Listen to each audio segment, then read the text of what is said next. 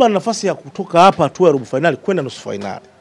Lakini kutoka hatua ya nusu finali kwenda finali, pale shilingi inasimama kaka. Mimi kiukweli pale sina matumaini. Pale pagumu. Subscribe to my channel and also press this bell icon. Fikiria. Yes, Simba wana uzoefu, Simba wamekuwa na hiyo nafasi ya kwenda kucheza hizo mechi kwenye nchi za Kiarabu, na kiuhalisia hawataweza kufungwa kirahisi ama hawatuacha kuweza kupata sare. Wanaweza kupata sare. Lakini opponent walokutana naye kwenye hatua hii ya robo finali sio rahisi, lakini wana advantage zaidi ya kuvuka kuliko hatua ya nusu finali kwa opponent ambaye anaweza kaenda kukutana naye zaidi, kwa sababu utarudi tena pale Misri kukutana nani na Zamalek. Simula vizuri. Ukiangalia Al-Masry wana wachezaji wengi ambao wana quality. Lazima watu waelewe hilo. Kuna mtu mmoja anaitwa Salah Mohsen. Salah Mohsen alipita kwenye klabu ya Al Ahly, akatembea kwa mkopo, lakini sasa hivi yupo Al-Masry. Mpaka hivi sasa kaishacheza michezo 23 kwenye mashindano yote, akifunga magoli 11. Akinandia kana usaidizi wa magoli 11 kwa maana ya assist na magoli. Assist 3 na magoli 8. Sijui vizuri Mmoja kati ya wachezaji wazuri sana ambao ukiwapa nafasi wanakuangamiza. Lakini ubora wake mkubwa upo sehemu gani? Kwenye mipira ya vichwa.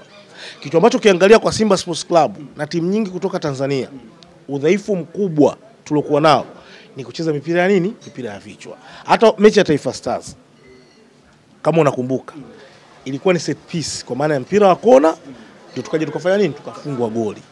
Sasa hawa strength yao kubwa ipo hapo kwenye mpira ile kufa, kwenye crosses, kwa sababu wana watu wazuri kwenye kupiga bicha. Mwingine mzuri ni Fakhreddin Ben Yusuf.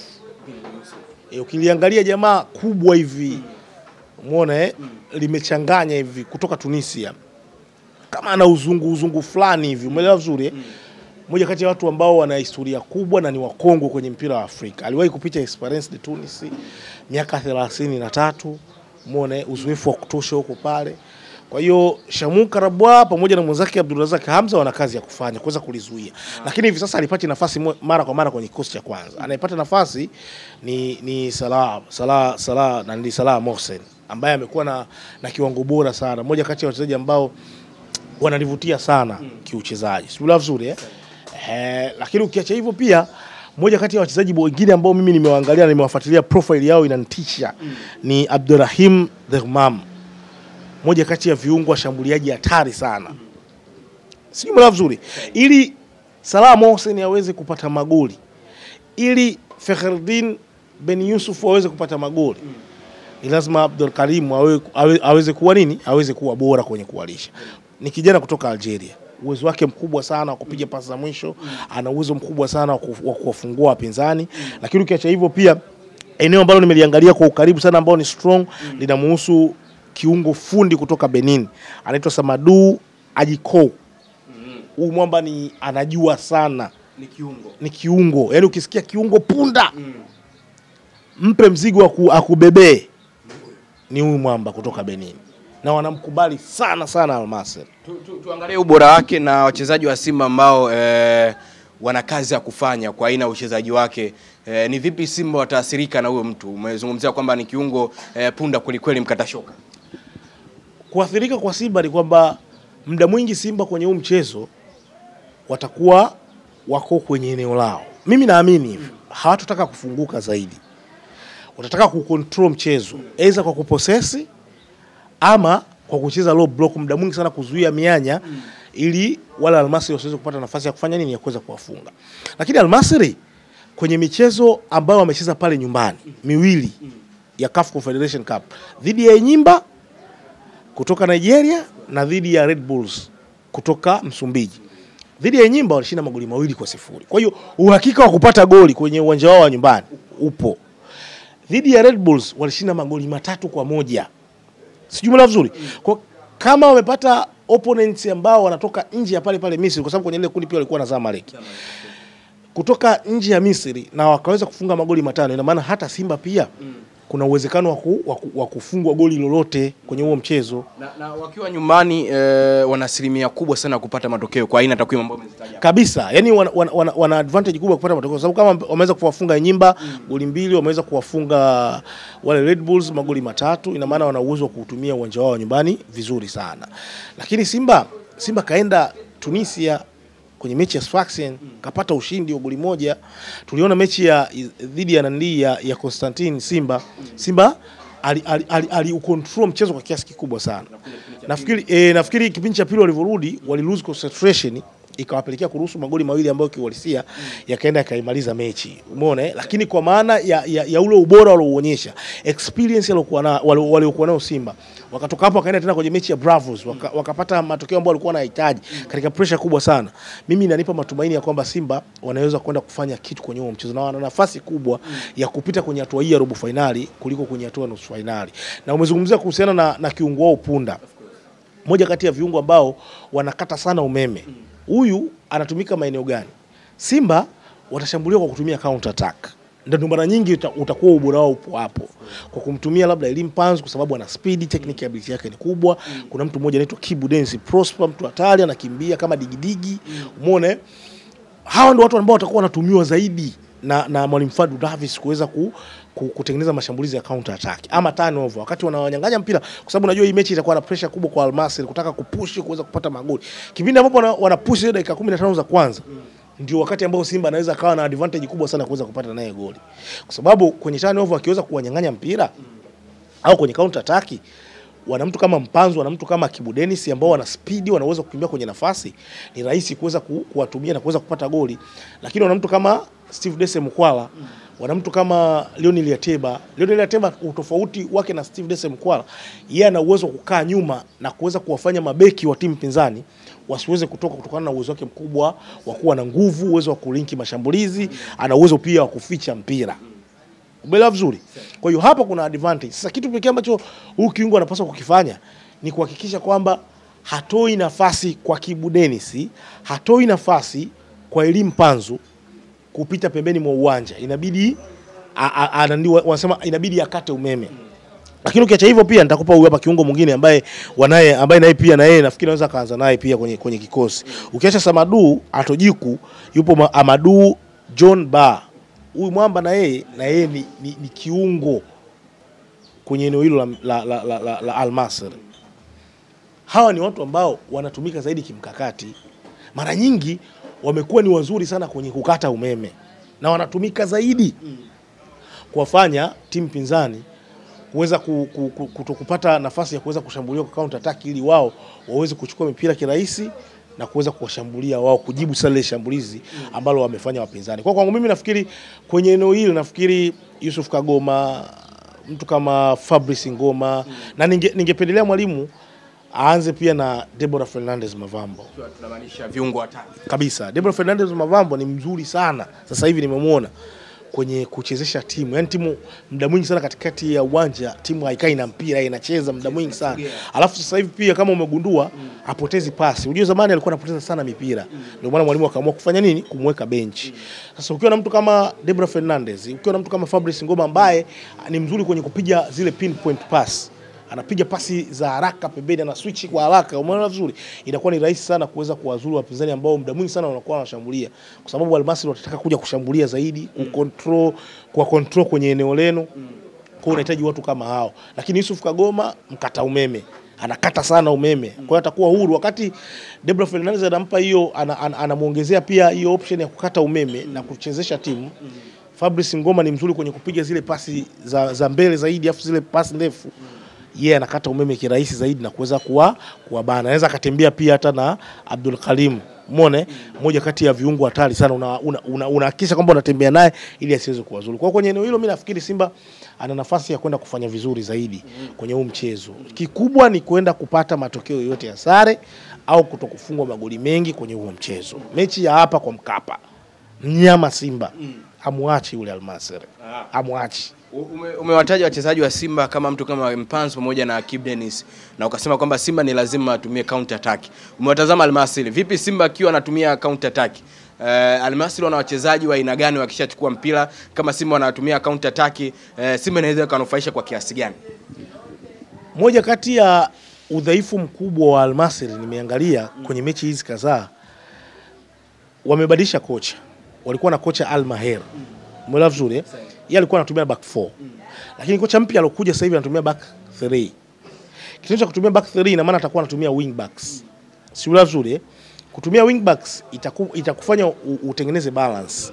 Pindi timu ikiwa haina mpira, utakuja kuzuia na watu watano zaidi. Lakini pindi timu ikiwa na mpira, wale ma wing backs watageuka kuwa sehemu ya nini? Ya washambuliaji. Watashambulia zaidi kutengeneza idadi ya watu wengine 5 mpaka 6 kwenye eneo la mpinzani. Si umeelewa vizuri? Kwa hiyo kipindi ambapo Al-Masry watakuwa wao na mpira na Simba watakapokuwa wanawanyang'anya ili kutengeneza hizo counter attack na turnovers, obvious watakuwa kwenye eneo lao wananandiwa na idadi ya watu wachache sana, kwa sababu watabaki na mabeki watatu. Kumbuka hivyo, atabaki na kiungo huyu mmoja. Sasa pressure ikishakuwa kubwa, wakiwa na push ile mashambulizi, ni lazima Simba kwa vyovyote vile watatumia haya maeneo ya pembeni ambao wanacheza hawa ma wing back. Kule kuna space. Kitendo cha kutumia hizi space za ma wing back, hawa mabeki wakati watavutika kwenda kuwafuata wale wachezaji wa pembeni, kwa maana Elim Panzu ama Kibu Dennis, inategemea na mwalimu ataanza na wachezaji gani. Kitendo cha wale mabeki kuwafuata wale wa pembeni, wataacha watu watatu katikati ambapo kama patabaki na watu wachache itakuwa ni rahisi. Kwanza faida kwa mshambuliaji Lionel Yateba kubaki na mtu mmoja, ama anaweza kabaki na watu wawili. Pili, pale katikati patakuwa pana space ambayo kama Jean Charles au ataanza kwenye huo mchezo, itakuwa ni rahisi yeye kuhudumu kwenye eneo hilo, na atapata space ya kuingia kwenye box kirahisi na kuweza kutumia second balls ama nafasi ya kuwa na mpira kuweza kufanya nini?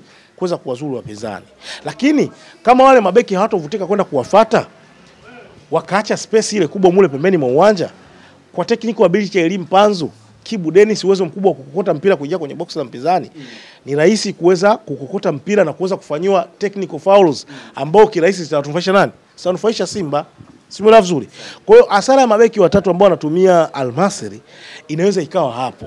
Lakini kwa maana ya ubora wakitimiza majukumu yao vizuri Al-Masry, inaweza ikawapa wakati mgumu sana Simba, kwa sababu watakuwa na idadi kubwa ya watu wengi kwenye eneo la kuzuia, watakuwa na idadi kubwa ya watu wengi pia kwenye eneo la nini? La kushambulia. Kitu ambacho kwa Simba, kwa sababu watakuwa wanashambulia na idadi ya watu wachache, itakuwa ni ngumu kuweza kuwazuru Al-Masry kutokana na ubora waliokuwa nao, kwa sababu pia Al-Masry technical ability yao ni kubwa. Asikwambie mtu nani Ernest, wachezaji wengi wa Misri wengi ambao wanatengenezwa, kwa sababu ukiangalia Al-Masry ni timu ya kizalendo, ni timu ambayo inatengeneza wachezaji kutoka pale Misri.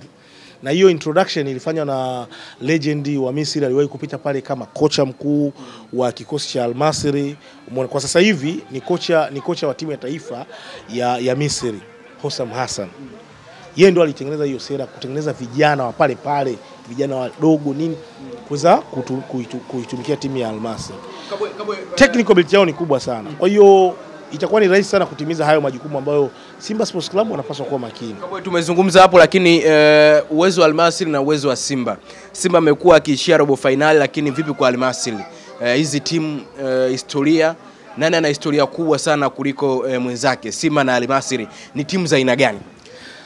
Simba na Al-Masry, Al-Masry ni moja kati ya klabu kongwe barani Afrika. Ilianzishwa mwaka 1919 kwenda mpaka 20. Umeona?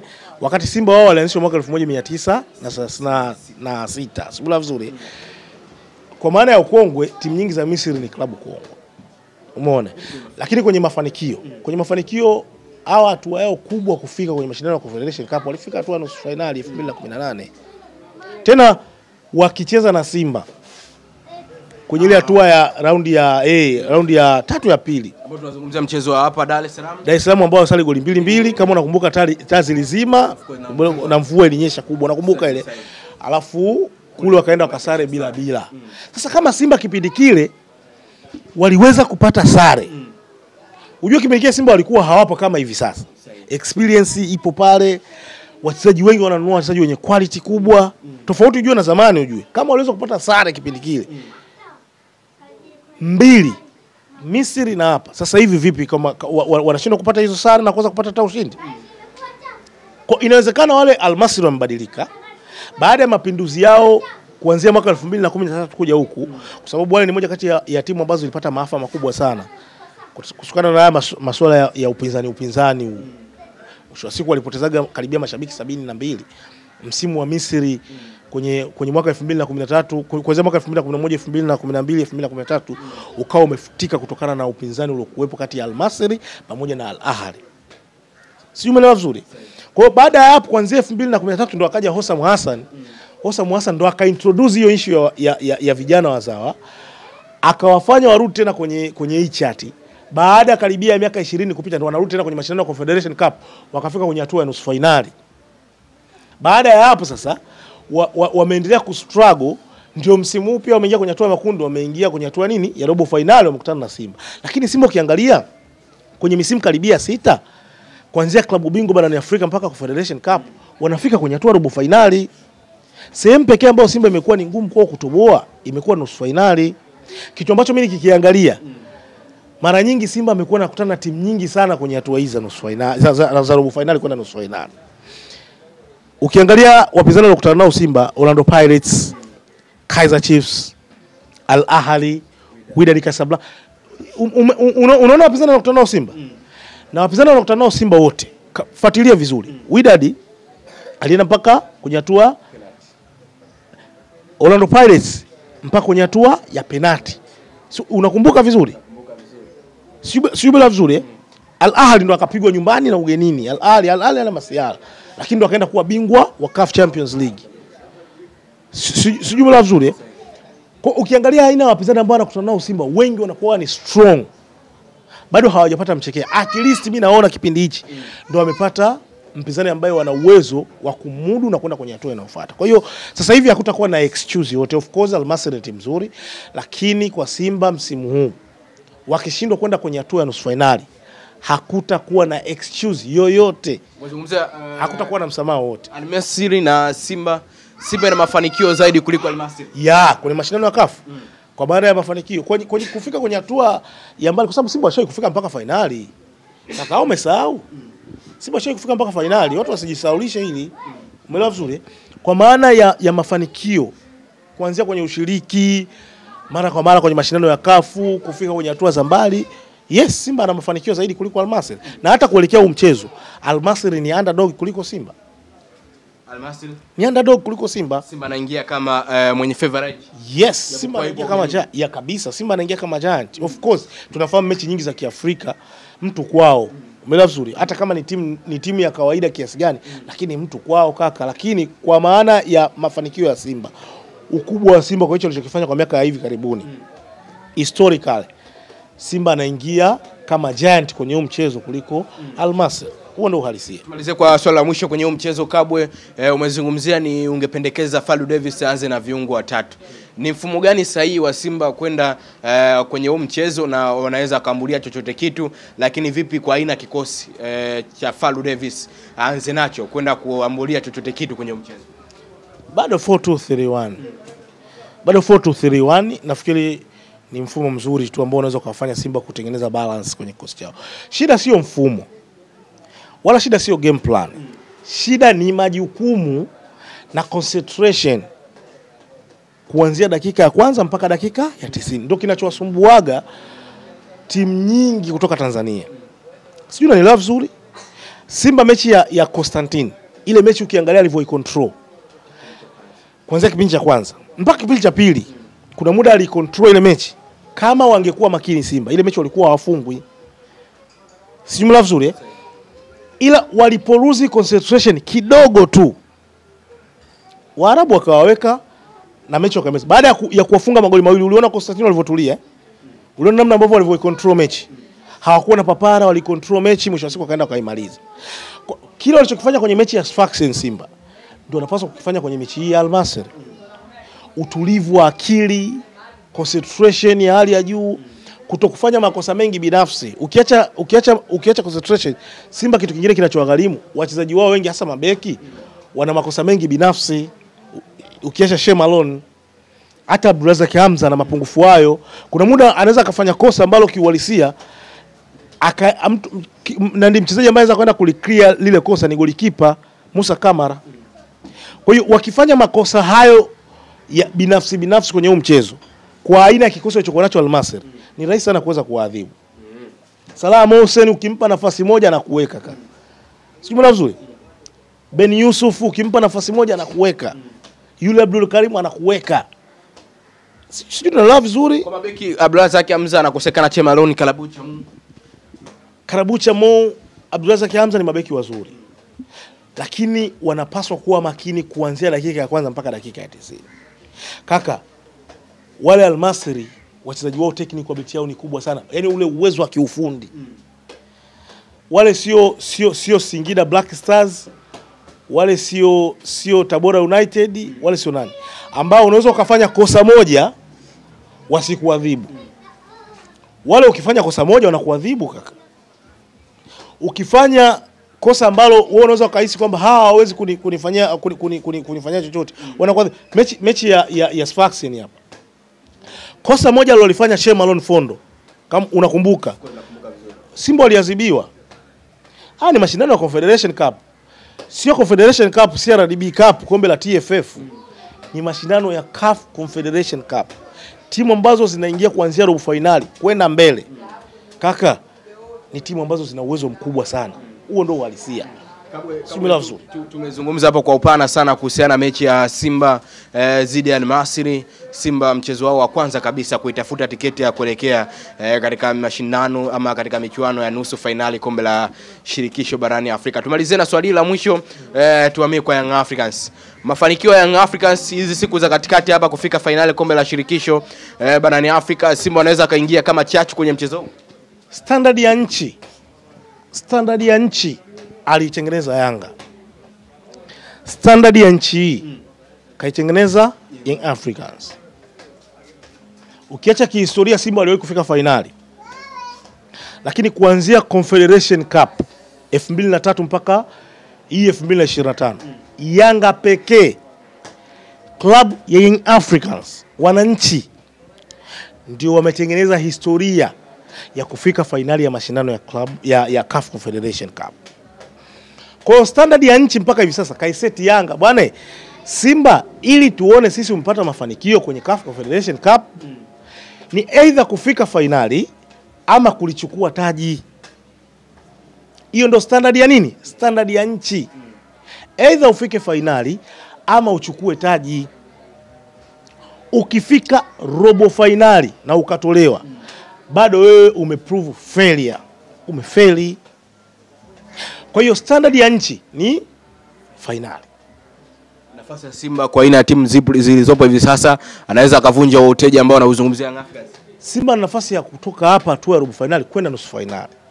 Lakini kutoka hatua ya nusu finali kwenda finali, pale shilingi inasimama kaka. Mimi kiukweli pale sina matumaini. Pale pagumu. Ila inawezekana. That is football. Kabla tumezungumza